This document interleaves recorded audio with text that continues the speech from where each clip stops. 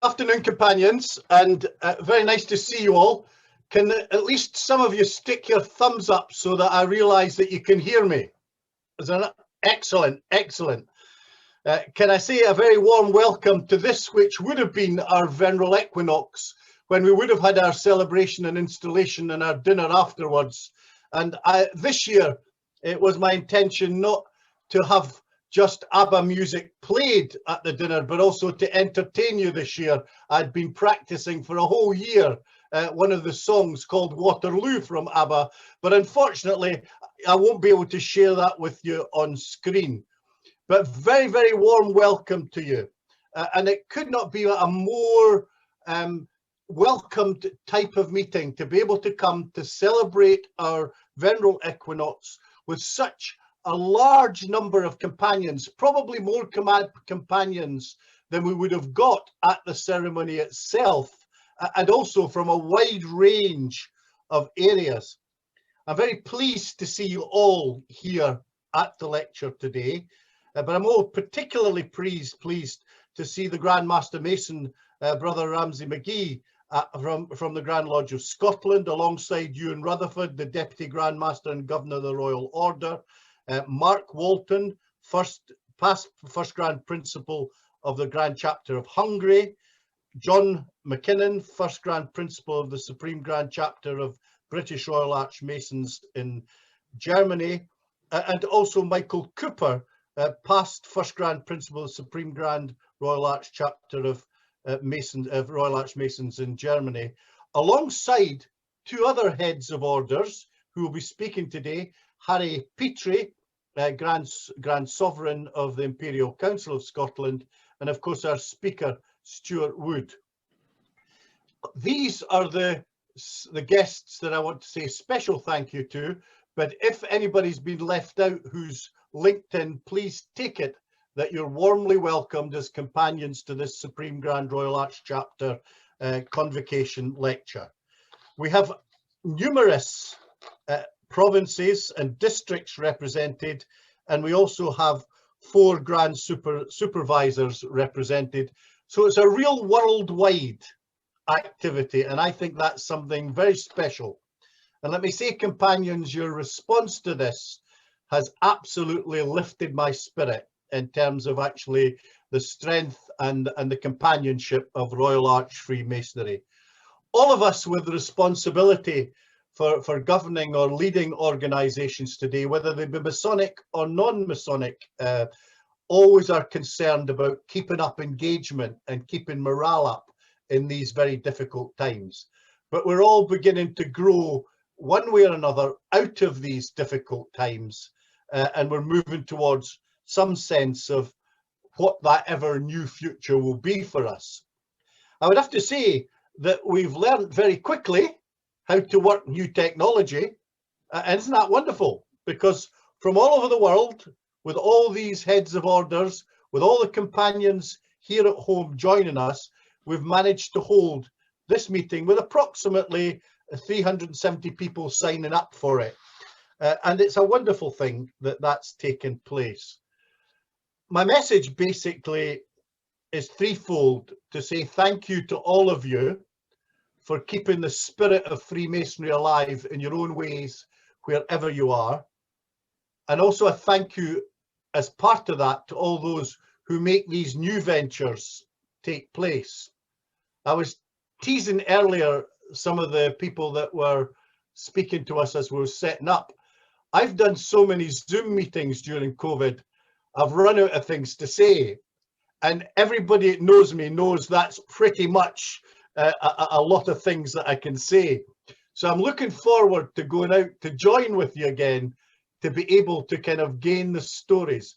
And just flicking through the 8 to 10 pages of actual participants that are before me, and I'll flick through them again. I see so many Kent faces, and I just pick out people from Malaysia, from Kenya, from the Caribbean, but also from home places such as Dundee and Angus and Mearns, and also India. There's just a list of people that I see, and you can be sure, absolutely sure, that you've lifted up my spirits in terms of the actual attendance that you've given to this. So the first thing is to say thank you. The second thing is to say, keep up the engagement. People have been really innovative and imaginative. I'm going to attend a divine service from the Caribbean on Sunday for the district grand chapter there. I would never get an opportunity to do that. And I'd rather be with them in the sun than sit here in rainy Angus to do it. But I will be able to be with them, which is another great technological thing. So the engagement we have with one another is absolutely vital.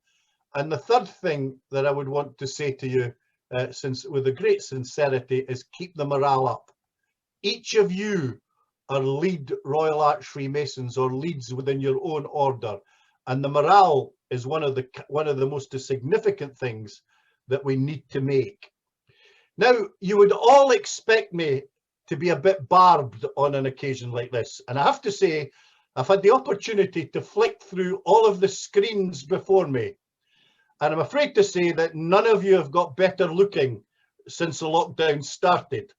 You're all as bad as you used to look, and you're all probably going to have to polish up in your fitness and your haircuts and all that. So we get back to normal, we'll be able to say not only are we a vital order, but we're a good looking order. But I couldn't say that today to you, companions, just looking through the screens. Our speaker today, and we decided that we would use on the convocations an opportunity to allow people to speak. Our speaker today is Joseph Stuart Wood, who's well known to us and who actually has almost the description of being a Renaissance man when you look at his curriculum vitae. He tells me that he retired very early from a group tax director at Scottish Power, but you can make your own mind up about that when you see him on screen. I'm making no comment about that. He's a lay reader in the Diocese of Glasgow and Galloway of the Scottish Episcopal Church, and I have been very privileged to listen to a number of the sermons that he's done. And I have to tell you, with absolute honesty, I've listened to them, and that's something that would be rare for me, because Stuart has an ability to capture the reality of what it means to work in the Christian Church. He's non-executive chairman of Glasgow Association of Mental Health, very important charity that promotes well-being, and more importantly, he's a blue badge tourist guide for Scotland. So if you ever want to get a guide, then Stuart's your man.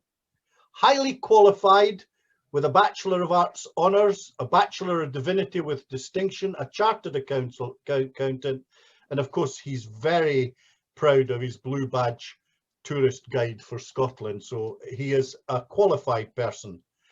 Initiated into the craft almost too long ago, but actually very well distinguished in terms of his academic, his craft career. Past Deputy Provincial Grand Master of Lanarkshire Middle Ward, Honorary Grand Director of Ceremonies of the Grand Lodge of Scotland.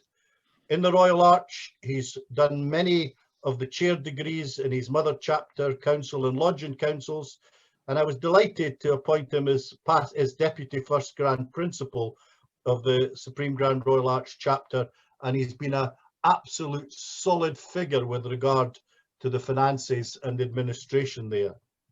Knights Templar, he was admitted into the Priory in '78 and is now Grand Master of the Grand Priory of Scotland, and I was very proud, alongside many other people that are here, to attend his installation, which was a most spectacular ceremonial day, and we were well and royally entertained. He also is a member of the Red Cross of Constantine and a past Grand Sovereign of the Grand Imperial Council of Scotland. He is at the 32nd degree of the ancient accepted rite of Scotland, and in the Royal Order he's a past Deputy Provincial Grand Master of the Provincial Grand Lodge of Glasgow in the west of Scotland. And in a string of other activities Masonically through some of the other degrees, such as the Allied degrees, the Holy Royal Knights Templar Priest, Secret Monitor, and something called the Order of the Sacred Cord. But as far as I'm concerned, I'm not very sure what that is. So it must be one of the ones I'm not involved in. And don't ask me to join, I haven't got any more time. and the other one is the Society of Rosicrucians in Scotia in Scotland, and I've just granted them a set of arms, and it started a wee while ago, and he's the past senior substitute magus, which is a fantastic title. Now, I'm out of breath, companions, and that's why I really suggest to you that Stuart's a Renaissance man, and we're very lucky to have him in Freemasonry because of his commitment and because of his versatility and because, above all, for his abilities. And hence, it was not difficult for us to think about having Stuart as our first speaker at these virtual convocations. So Stuart, you're amongst friends and we welcome you, and we're glad to see you looking so well, and we're glad that you agreed so openly to do this opening lecture, and it's with great pleasure. Just if we can all put our hands together, although they'll not hear this, to welcome him and say a welcome to Stuart Wood, our lecturer today.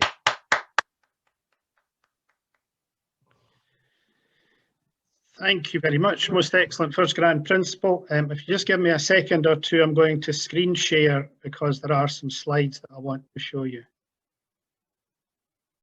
Well, good afternoon, companions, and thank you, Most Excellent First Grand Principal, for that warm introduction.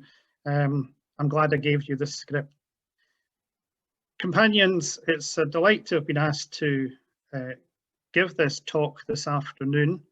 When Grand Scribee approached me about giving a talk, I said, well, it's wonderful to be able to do that, but what do you want me to talk about? And he said, well, I want you to talk about these three orders, the Royal Arch, the Red Cross of Constantine, and the Knights Templar, and give an insight into them all and how we all work together. And that's where our title has come from, We Three and Three Such as We, a phrase well known to us in the Royal Arch. All I would say as I go through at this stage is I'll be talking about the structure of the degrees and the orders in the Scottish sense. I know it's slightly different in other jurisdictions, and also the rituals will be the Scottish rituals that I'm going to refer to. And don't get worried, anybody, I'm not going to give away any big secrets. So let's go through. First of all, we're looking at three orders, and I'll give the full names of these three orders in a moment. But the key thing for today is that we're looking at the relationships between them. And these relationships, I want to look at them through the history of the orders and how the bodies, the three bodies that we have today, came into existence. Now, these stories are long and complicated, so we can only look at them very briefly. And then the ritual setting, and I'm going to look at this from a Masonic perspective.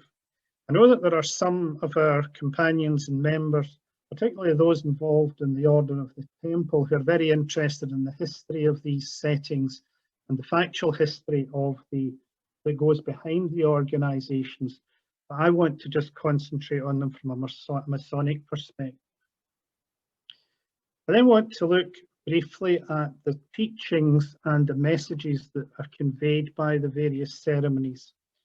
Remember that in the craft, the basic principles are brotherly love, relief, and truth.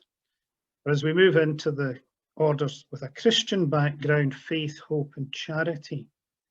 And it's these I want you all to bear in mind as I go through what follows. The orders are all different. As we go through, I'll highlight what they have in common as ritual themes, and I would like you to think about that as well. I then want to look at a little bit historically at the leadership we've had, pulling together who has been involved in these orders over their history, and perhaps more importantly, looking at who is involved in a crossover sense today. And then finally, I want to think about our situation today.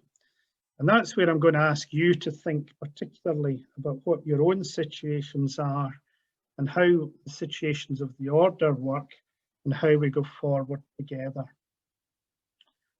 So, the three orders. First of all, we'll look at the Supreme Grand Royal Arch Chapter of Scotland, incorporating the Grand Lodge of Royal Arch Mariners, the Grand Council of Red Cross Knights, and the Grand Council of Royal and Select Masters. The Great Priory of the United Religious and Military Orders of the Temple and of St. John of Jerusalem, Palestine, Rhodes, and Malta. And the Grand Imperial Council of Scotland of the Imperial Religious and Military Orders of Rome, the Red Cross of Constantine, Holy Sepulchre, and St. John the Evangelist. All grandiose titles, and I've said that these are three orders, but actually it works out at being 10 orders. If we look at the Royal Arch, which we've counted as one in this slide, if you add in the Royal Arch, the Royal Arch Mariner, the Grand Council of Red Cross Knights, and the Grand Council of Royal and Select Masters, and the Mark Degree under the jurisdiction of Supreme Grand Chapter, and work in chapters and lodges under the Scottish Constitution, is quite often an independent grand body in other jurisdictions. So actually, we could add that up to 5 orders. Great Priory is consisting of the Order of the Temple and the Order of Malta, or St. John of Jerusalem, that's 2.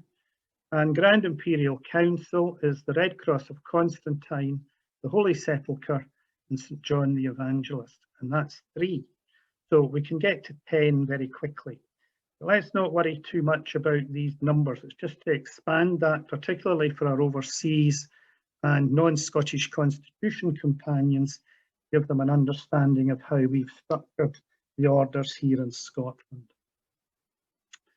Well, let's move on to the Royal Arch first of all. And this and the next 2 slides you'll find have a very similar layout. The degrees, the Royal Arch degrees, and I mean that whole collection of degrees, including Royal Arch Manor, Red Cross of Babylon, and cryptic degrees, were historically worked in various places and under various bodies prior to the coming together of our Supreme Grand Chapter. And there are many records of the degrees being worked under different bodies, perhaps now unknown bodies, before we formed Supreme Grand Chapter in 1817. And it wasn't until about 100 years later that the Red Cross of Babylon, Royal Arch Mariner, and Cryptic Council degrees came under the full jurisdiction of Supreme Grand Chapter. The one point to bear in mind about the cryptic degrees is that they were heavily influenced by the American system. And the system we have today came from America. And we'll come back to this American influence when we get to the Red Cross of Constantine. Our strength today is we have 394 Royal Arch chapters, of which 212 are in Scotland and 182 abroad, 164 lodge and councils, 86 in Scotland and 78 abroad, and 152 cryptic councils with 80 in Scotland and 72 abroad. In terms of ritual setting, I've given here the dates that are set out in the front piece of our Constitution and laws. So the ritual setting for the Royal Arch, Excellent Master, and Red Cross of Babylon that are all connected with the building of what we call the Second Temple of Jerusalem following the destruction of Solomon's Temple. They all have a similar setting around the same time. The cryptic degrees are set around the time of the destruction of Solomon's Temple, with the deposit being made immediately prior to the destruction. The Royal Arch Mariner has a timeline of its own, and we're not exactly sure where or when these events took place. The mark is set at the time of the building of Solomon's Temple. But the important thing for us to remember is the meaning given to the significance and the perfection of the keystone. there's an Old Testament flavour to all of these degrees, and there's a certain amount of biblical evidence to support the story in each. Almost all of the degrees have destruction and rebuilding messages within them. Many also have preservation, particularly of Holy Scripture.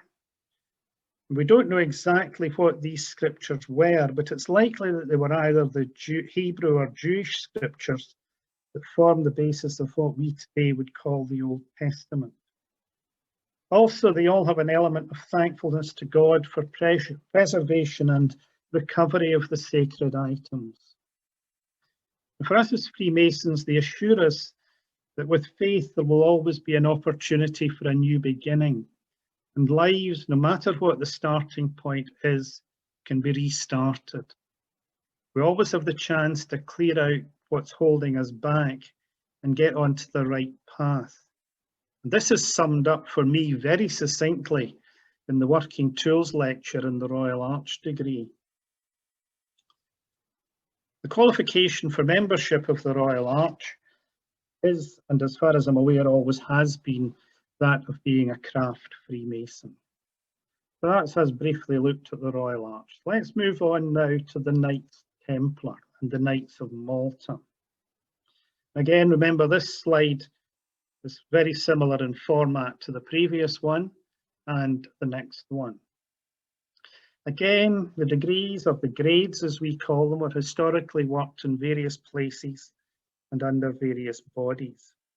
And again, there are very many reports of these degrees being worked in lodges. And one very specific example of that this afternoon is our Preceptory of St George Aboyne, which now meets in Aberdeen and is the oldest preceptory in the roll of the Great Priory of Scotland. It dates from 1794 with an Irish charter, but there are also records of temple workings under Lodge St George number 190 that dates from around the same time. And Harry Petrie, our Grand Sovereign, is a past master of Lodge St George number 190, and he has been doing a little bit of research into that connection, particularly since we celebrated a significant anniversary for St George Aboyne just a couple of years ago. The Great Priory that we have today was an amalgamation of two bodies: the Royal Grand Conclave, which was mainly in the east of Scotland, and the Early Grand Encampment of Scotland, mainly but not exclusively in the west of Scotland. Now, this Early Grand Encampment emanated from Ireland, and at one point the Irish Templar body, which is now the Great Priory of Ireland, and that is incidentally the oldest Masonic Templar body in the world. Ireland are the senior Templar body. But this Early Grand Encampment of Ireland had almost 1/3 of its commanderies or preceptories here in Scotland. And they were instrumental in setting up an independent Early Grand Encampment of Scotland in 1822.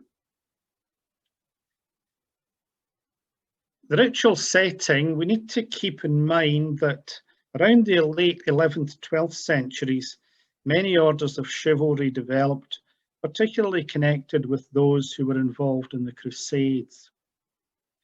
Scottish rituals are slightly different from those in other constitutions. Although they all have a similar theme, there is no crossover from a purely Masonic, in terms of purely Masonic symbolism in the Scottish rituals. And that's a difference from some other jurisdictions. There is only one reference to Freemasonry, and this is in the obligation, where the promise is made to admit Royal Arch Masons. And I'll come back to the possible reason for that in a minute. The rituals are Christian in character, and a professed belief in the doctrine of the Holy Trinity in the Christian tradition is a qualification for membership and is incorporated into the rituals. The temple ritual is based on the story of the Knights Templar founded at the time of the Crusades to provide hospitality and protection to the Crusaders.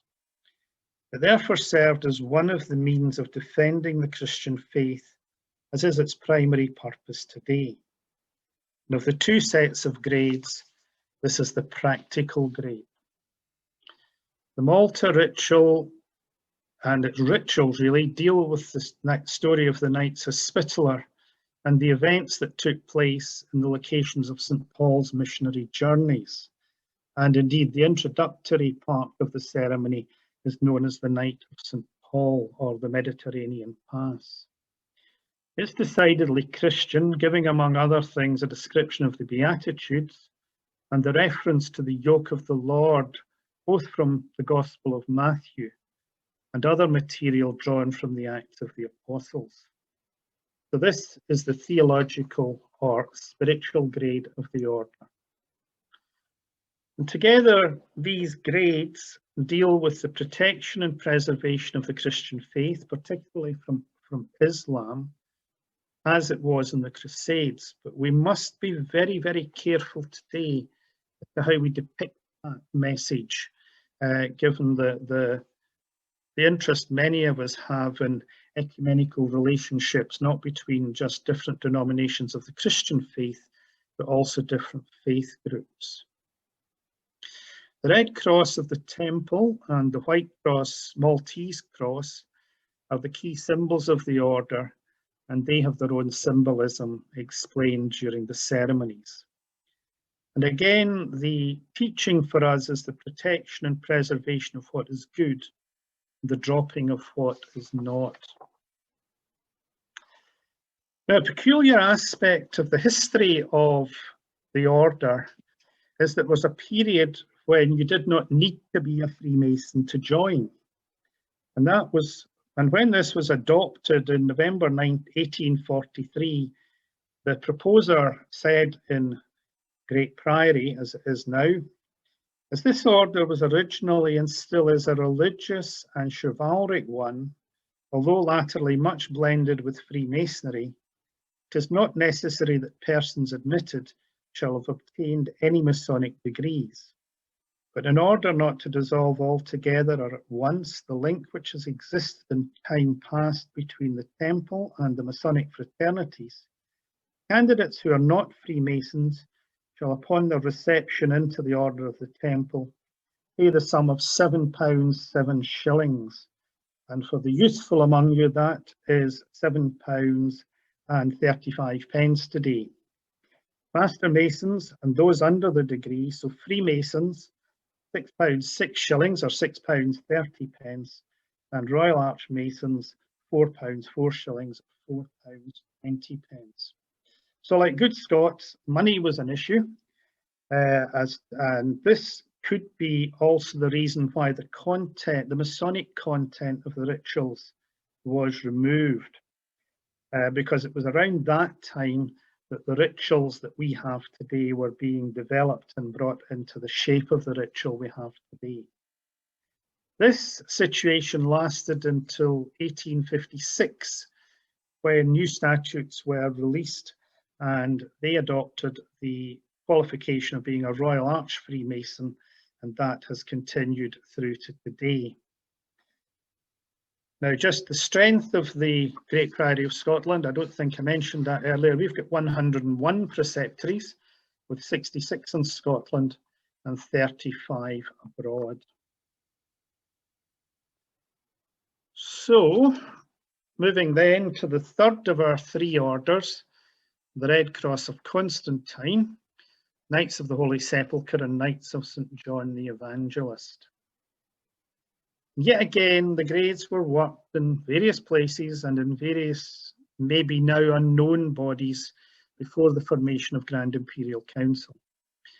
We know of some records of what we think of the grades might have been being worked under Knights Templar preceptories, but the records are few, and so there's still a lot of research to be done.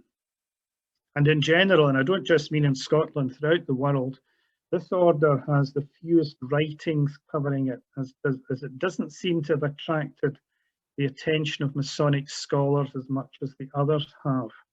And so for those of you who are interested in that sort of research and writing, there's indeed some very rich pickings to be had in researching these orders. The Grand Imperial Council of Scotland was formed in 1876, principally by England. And the first Grand Sovereign was the Grand Viceroy. That's the number 2 in the hierarchy of England. And having been Grand Sovereign here, he went on subsequently to become the Grand Sovereign of England, Colonel Francis Burdett. And our first 6 conclaves still on the roll today were originally English conclaves with English charters duly endorsed in the formation of Grand Imperial Council. At that time, England itself was a relatively young body, having only been founded in 1865.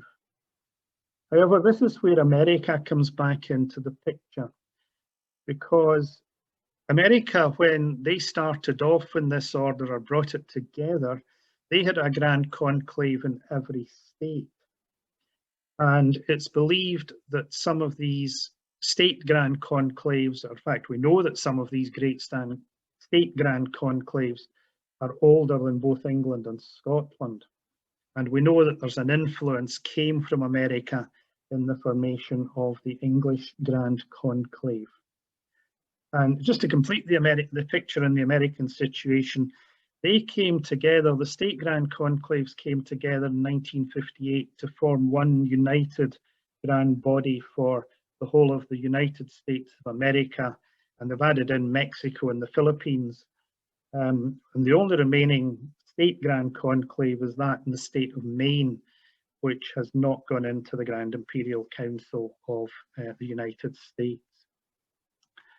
In terms of rituals, varying ritual settings, the Red Cross of Constantine, which is the main working grade, is set in Imperial Rome of the 4th century and draws its message from the Emperor Constantine's conversion to the Christian faith to the miraculous appearance to him of a cross in the heavens on the eve of a battle in which he was about to engage, and the events that followed that.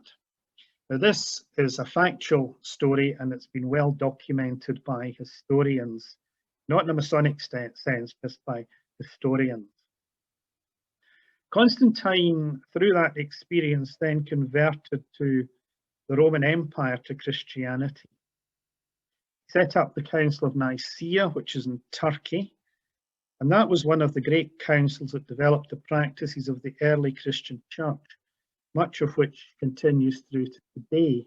And just think, for example, of the Nicene Creed that emanated from that Council of Nicaea.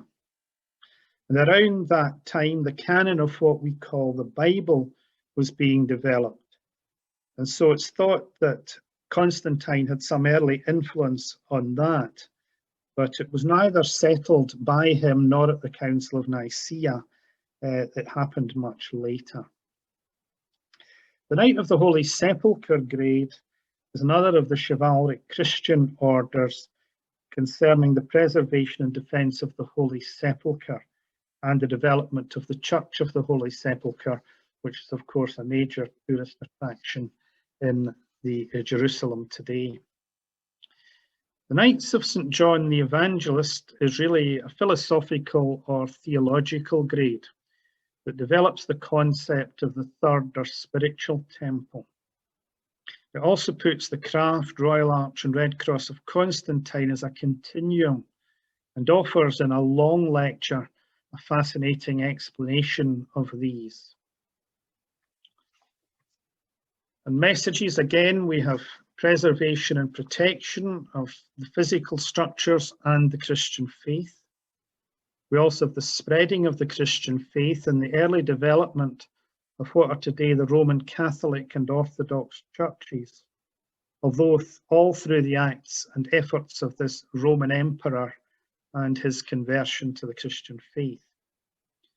And for us today, we remember that, like Constantine, no matter how bad things may seem, we need to keep looking upwards, and a cross will appear to resolve things for us as they did for Constantine. The message is therefore very clearly, we need to maintain our faith. There's also an attitude of gratitude to God, with the last line of the workings of the rituals being, "Thanks be to thee, O Lord, for all thy mercies." Now, the qualification for admission is a Royal Archmason, but this only came in around the late 1940s.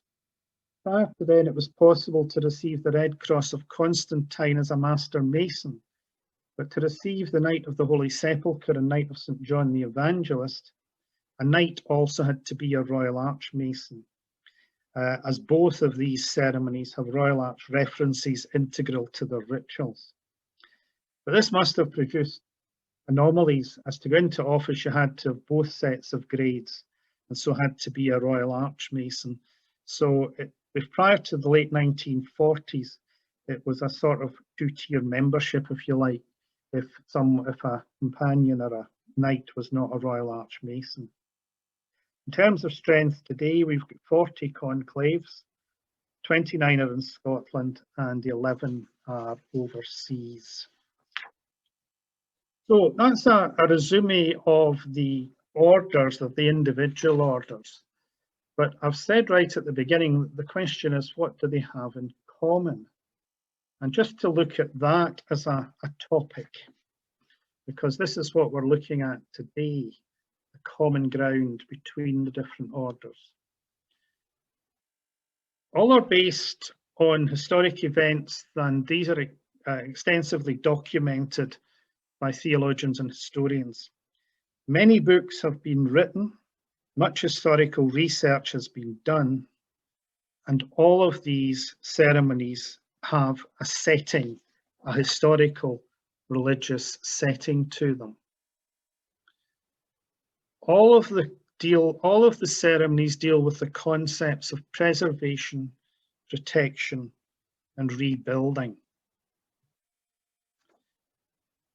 As I've said already, they all have a religious content, whether it's in the teachings or in the items or sites that were preserved. They all have a basis in Holy Scripture. They all draw to varying degrees on Holy Scripture, whether that's the Hebrew or Jewish Scriptures, as we would call the Old Testament today, or the Christian Scriptures, the New Testament of today. All promote thankfulness and gratitude to God for what we have, what we've been given, and what we may well receive. And all have what I've called a continuum in terms of the physical setting. Most of them are a physical setting in the Holy Land or the Middle East that we would know it today. But in terms of the rituals, they all have a quite detailed story or a legend behind them. And this makes them different from other orders of Freemasonry, which undoubtedly have their own story. But there is one continuum flowing through these degrees, each of these degrees, in terms of the story and how it's developed and how we can draw messages as Freemasons to lead us forward in our lives from that degree. So these are the ceremonies and a little bit about the history of the order. What I want to do now is move on to something a wee bit different and look at the leadership of the order, of the three orders over the time of their existence. And what I've done in this, there's 3 slides. I've listed the companions who were first Grand Principal, Grand Master of the Templar, Grand Sovereign of Grand Imperial Council. And to get onto this list, you must have held at least 2 of these offices. And if we take George Augustus VI, Duke of Atholl, first of all, you'll see there's 1 and 2 in brackets. Where you see a 1 in brackets, it means that he was also Grand Master Mason of Scotland. And where you see a 2 in brackets, it also means that he was Sovereign Grand Commander of the Supreme Council for Scotland. Then moving on to John White Melville, you'll see he's got 1, 2, and 3. He was also Deputy Grand Master and Governor of the Royal Order of Scotland. So Duke of Atholl and White Melville were certainly around at the time Grand Imperial Council was being thought of, but they were never head of that order. The other thing I would mention is that in listing these companions, I've taken the titles from the roll of past First Grand Principals of Supreme Grand Chapter. If you look at the similar rolls in the yearbooks of the other orders, you may find that some of their territorial titles are slightly different, but they were the same people. If we move on to the next slide, the man at the top is the one that is probably unique in that he was the only person or the only companion who was head of all three orders at different times during his lifetime. Alexander the 18th or the 19th Lord Salton. He was also Grand Master Mason and Sovereign Grand Commander of Supreme Council. Now, you'll see the 18th and 19th. When I tried to find out what this is about, 18th Lord Salton is the traditional way of describing Lord Salton, and the 19th is the historical way. And the difference comes because apparently in the 18th century, the title was held by a lady, as it is today. But at that time, they didn't count the lady in the terms of the lineage and counting up the numbers. Salton is interesting, not because he was only the head of the three orders, but the jewel which is worn by the Grand Sovereign of the Grand Imperial Council of Scotland, the pendant jewel from the Grand Sovereign's chain, belonged to Lord Salton. Moving down, the Alexander the Fourth Marquis of Ailsa, Earl of Castles. He was a very long-serving First Grand Principal and second longest-serving Grand Sovereign of Grand Imperial Council. And if you go into Grand Scribee's office, there are two portraits looking down at him. One is the Marquis of Ailsa as First Grand Principal, and the other is George Howell, who was a past Grand Scribee, and he was also a past Grand Sovereign of Grand Imperial Council.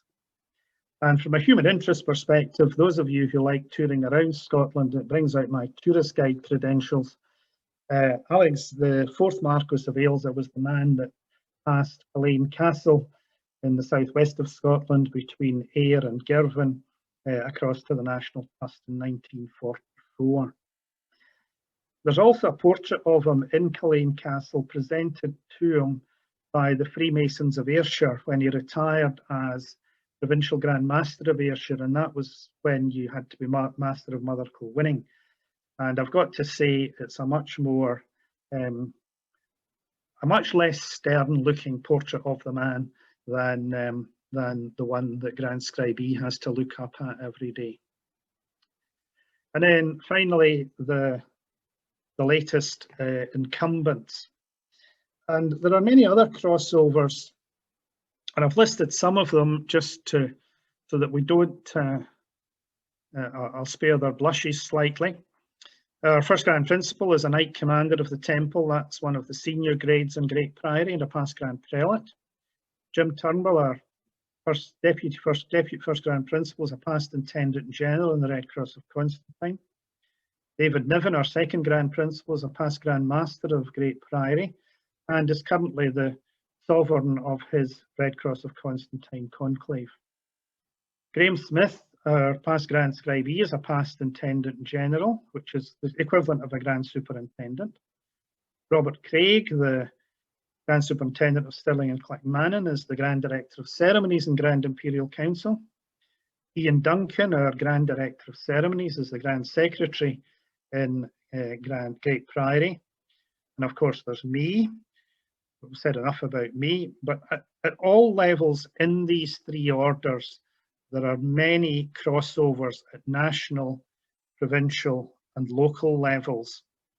And I've said before, it was always a delight to me as Grand Sovereign to either have past Grand Superintendents in the Royal Arch on my team, particularly as Intendants General looking after divisions in the order, or it was always impressive when we presented honorary grand ranks by many Grand Superintendents and past Grand Superintendents were rewarded for their deep interest in the Red Cross of Constantine, as well as the other orders of Freemasonry. So the crossovers are there. They are many in number, and you just need to think about that from your own locality and your own situation and your own circle of friends. So we've looked at the rituals, we've looked at the history, we've looked at the leadership. Let's look at where we are today. And as I said, we've got 3 orders are working together and supporting each other at a national, provincial and local level. And leaving aside the craft, possibly the greatest crossover in common membership of all the Masonic orders is between these 3 orders. The leadership today is very closely related, as I've just indicated, and this is the situation for the first time in nearly 100 years. The only common head we had of the 3 orders was Lord Saltoun, and since then, until not blowing my own trumpet, I came along, there was not a common head between the orders until our common people at the top of the orders until today. And that's bringing a similar approach and philosophy as we go forward together as the 3 orders. How we're working together? Well, we have mutual support. We're sharing ideas. There are, as someone said, there are common problems, but there are common solutions. The silo mentality that regretfully we maybe had in the past among the orders in Scotland is thawing. And we 3 are starting to set the example throughout Scottish Freemasonry, as we're no longer insular and we are working well together. In terms of relationships, overseas relationships are very good, because not only in the orders, but between the orders.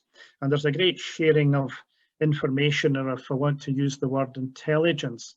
For example, if Grand Scribee is working with someone abroad and wants to know a little bit about them and how they work, he might contact me to see if I know the person, and quite often I do, or it works the other way. These all lead to mutual support where we can do things together or for each other, and we can support each other at all levels, and just even at the local level, where there is great support nowadays in terms of installations of the provincial heads of the orders, things like church services, where we're delighted to have members of the 3 orders appearing in their own regalia to support the order that's perhaps hosting that event. There are all sorts of possibilities there. And we're not, and we shouldn't be competing with each other, because, as the first sojourner would say, we're all descended from the same stock. We've got an interdependence in that the Royal Arch qualification is integral to the other 2 orders, and so they both have an interest in ensuring that in Scotland we have a strong Royal Arch. And all this is leading to the same positive outlook, maybe a different outlook, and maybe a more collaborative outlook than in the past, but an outlook that we hope will take us all forward together into the future. And it's all based on this word relationships, and the common approach and the common interest in these 3 orders, which is taking us where we are today. And just to go back one final thing. This is where I want you all to think about it, particularly in your own setting. You don't need to be thinking about how we do it nationally or even provincially or at district level. Think about in your own setting, in your own chapter, your own preceptory, your own conclave, how you can find ways of working with the brethren and companions of the other 2 orders, whom you probably know very well, and how we can build those relationships and go together in a common front. And that's a question I leave with you. How do you, as members of the order, particularly at the local level, see that as we go forward? So thank you very much, companions. Before I do hand over to questions, could I thank Patrick McBlain, Ian Duncan and Janice Gillespie. Transcribe and I have been mesmerised at the technical ability that they've put into getting us where we are today. And I would thank them all for the help and support they've given me in the presentation. So thank you. We should put our hands together for Stuart for a very stimulating and mesmerising talk about not only the orders, but the way forward. In terms of the lecture today, this was a kind of new experience for us, and we thought it was important to be able to offer something during the period of the COVID from the Supreme Grand Chapter itself. And what we have concluded in part of our strategy work, which I think has been reinforced by Stuart and Harry and many other heads of orders that are attending today, is that education is something that's key to the question of recruitment and retention. And I think that's been very much reflected in some of the strategic questionnaires that we've got responses to. I want to put on thanks, my thanks to everybody for giving up their time to come today. Special thanks to those who set up the administrative side of this, and it's worked relatively effectively. A thanks for those who have joined us from all airts and perts of our world, and a special thanks to those headed by our Grand Master Mason, who are heads of orders, who have blessed us and actually who have honoured us with their presence here today. And I look forward to actually being in your company as soon as possible. For me, and I only learnt this lesson in a way as pointedly about 10 days ago, we need to make sure that we create a sense of curiosity within Freemasonry about the other work that goes on in the broadest sense to strengthen what it means to be a Freemason in Scotland. But above all, we need to do that. We need to do that because, in my view, exampled by some of Stuart's talk, where we live and where we operate needs the lessons and the enthusiasm and the commitment of Freemasons to make a better world to live in. And I genuinely believe that. The statement that Freemasons are about making good men better can be made broader to making good communities better. And actually, I think the educational process that we go through works that. So create a curiosity in anybody that you actually come across, either within or out with Freemasonry, about the values and the operations that we have. Now, I'm asked to do a kind of encouragement for you to attend with us in June. I made a decision that we would only run these lectures twice, probably once now and then at the convocation time in June, because I'm really hopeful that we'll be able to gather together physically in the December convocation, but we'll have to wait. And one of the examples of how well the orders have worked together, not just the three orders represented today, but the whole spectrum of orders, has been that we've made our decisions about when to start, when to actually stop, and when to develop together. And I think that's very important. But when we come to our next convocation, it was set down for the 11th of June. It is almost unlikely that we will, it's just not going to happen. And that's at 12 noon. But our speaker that day is excellent companion Philip Daly, the Grand Registrar of the Supreme Grand Royal Arch Chapter of Ireland. And he's going to give a talk on Royal Arch Masonry in Ireland. And I think it's very different from what we have, so it'll be very informative. So put your names down for that if you'd like to sign up for it. Do your best to actually encourage others to come. And also, as these talks do talk about ritual, but don't give away secrets, you can encourage people in the broadest sense, even those who are lapsed, to come and hear a wee bit more about how we promote Scottish Freemasonry. And through these international contacts with Ireland and others, I think that we do again create an environment that allows Freemasonry to flourish. So thank you all very much for your attendance. I can now tell you that I can at least smell soup being cooked downstairs. So it's time for me to go. And I look forward to being with you all in different capacities within the future months, but not too long before we're able, we three, to meet and agree. Well, I'm never really bothered about the agreeing, but I really would quite like to be able to meet with you. So God be with you, and pass on my kindest regards to all of the companions. And thank you very much, Stuart, for a wonderful lecture. Companions, excellent work. Thank you.